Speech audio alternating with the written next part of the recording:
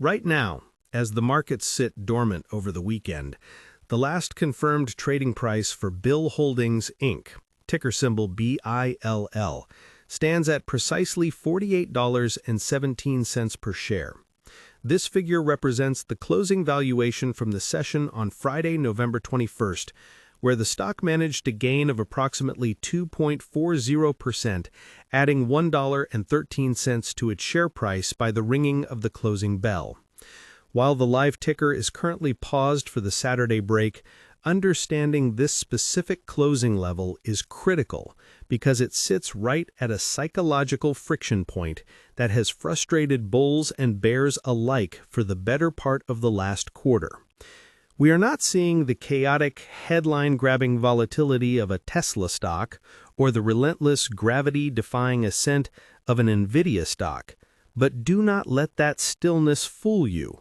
Beneath this seemingly mundane price of $48.17 lies a coiled spring of institutional tension, takeover rumors, and macroeconomic pivots that could violently reprice this asset before most retail investors even finish their morning coffee on Monday.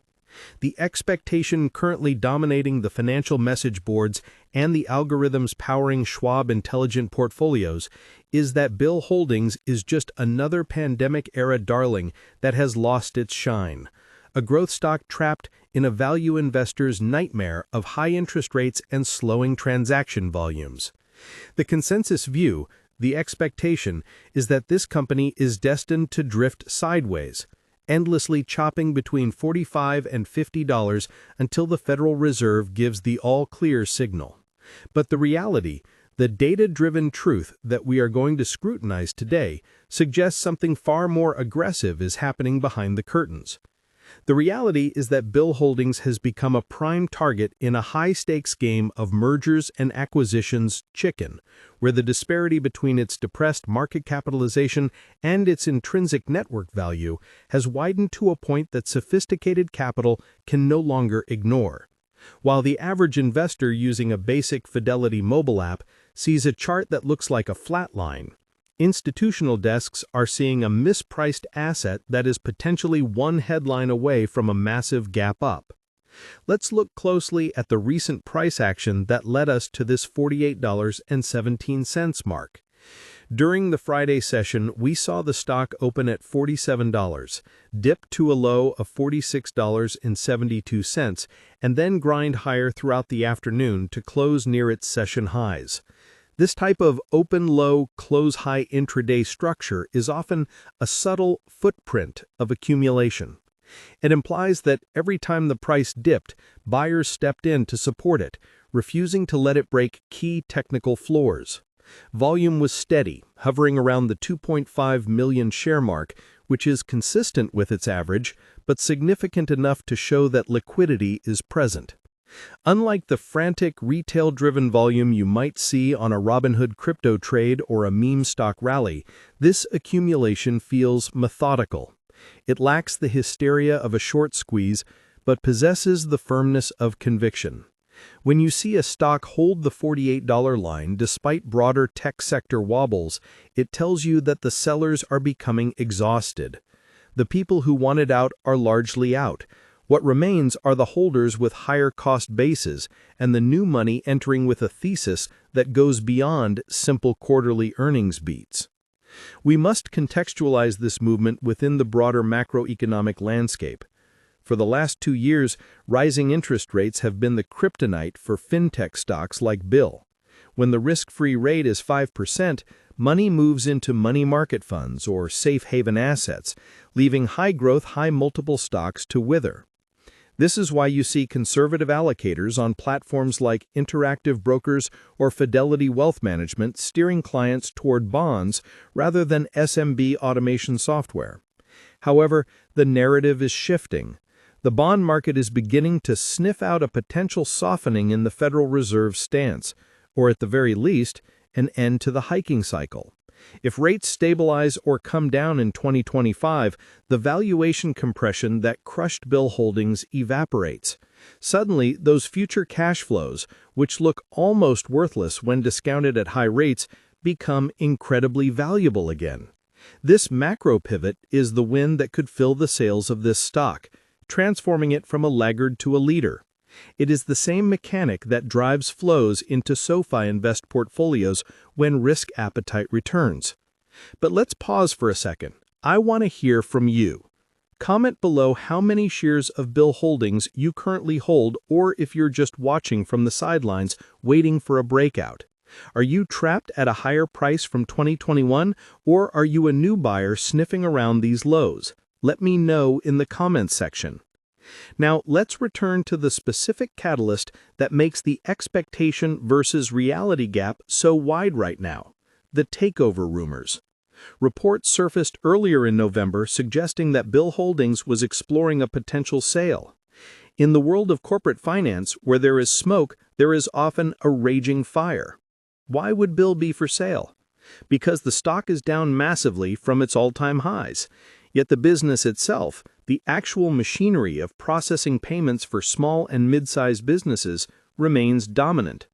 For a giant like Microsoft, Salesforce, or a legacy financial institution like JP Morgan or Intuit, buying BILL at these levels is cheaper than building a competitor from scratch. The market expectation is management will deny it and the stock will drop. The reality is that private equity firms and strategic acquirers are currently sitting on record levels of dry powder, cash that needs to be deployed.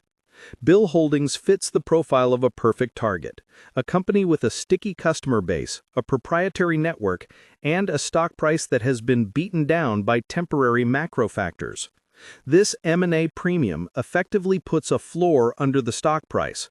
It makes shorting the stock incredibly dangerous, because if a buyout is announced at a 30 or 40% premium, short sellers on the Interactive Brokers trading platform or those using aggressive strategies on SoFi Active Investing would face immediate catastrophic liquidation. The core business of BILL Holdings is often misunderstood by the average person browsing online investing sites or looking for investment help. At its heart, BILL is not just a software company. It is a two-sided network. On one side, you have millions of small businesses trying to pay their bills. On the other side, you have the suppliers waiting to get paid.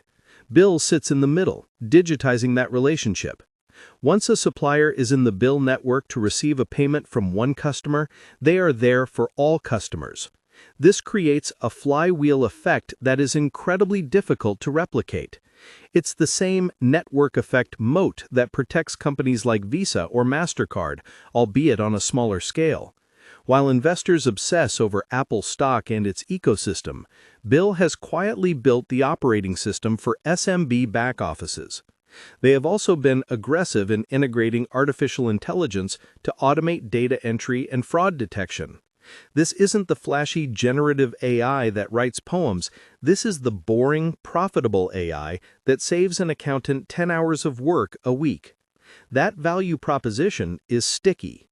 Once a business integrates BILL, ripping it out is painful. This stickiness is what makes the recurring revenue quality so high, a factor that quality-focused funds at Fidelity Investments, or arguably even a Schwab Intelligent Portfolio algorithm, would prize highly in a normalized rate environment. However, we must address the bearish reality that keeps the price at $48.17 and not $80. The company has faced growth deceleration. The explosive growth rates of the pandemic era are gone. Small businesses are hurting from inflation, and when small businesses hurt, they process less payments, which hits BILL's transaction revenue. This is the expectation part of the equation that keeps the ceiling on the stock. Critics argue that competition is heating up from QuickBooks, Intuit, and other vertical SaaS players. They argue that BILL is a feature, not a product. This sentiment is visible in the bearish option flows often seen on the Robinhood app or discussed in Interactive Brokers stock trading forums. The skeptics believe that without 30+% growth, the stock is still expensive on a GAAP earnings basis. This is a valid concern. The company operates in a fierce competitive landscape where margins are constantly under attack. If they cannot re-accelerate growth organically, the only exit is indeed a sale. But here's the contrarian take. The market has already priced in this deceleration. When a stock falls 70 or 80% from its highs, the bad news is largely baked into the cake. The risk-reward profile shifts. You're no longer paying for perfection, you're paying for a depressed asset with optionality. Let's look closely at the technicals on the chart, because they tell a fascinating story of compression. The stock has been building a base in the $45 to $50 range for months. In technical analysis, the longer the base, the higher the space. This consolidation allows long-term holders to accumulate and weak hands to exit. The 50-day moving average is starting to flatten out, indicating that the downtrend is losing momentum. If the price can decisively break above $52, a key resistance level, it could trigger a rush of algorithmic buying from trend-following systems. These are the systems used by quant funds and automated